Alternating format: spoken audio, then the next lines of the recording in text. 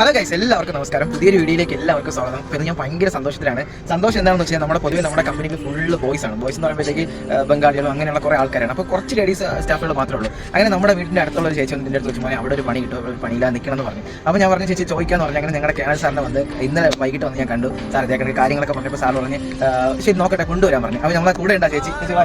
ചേച്ചിയുടെ പേരാണ് രമ്യ അല്ലേ? പറയാം ചേച്ചി, എങ്ങനെയുണ്ട് ഇന്റർവ്യൂ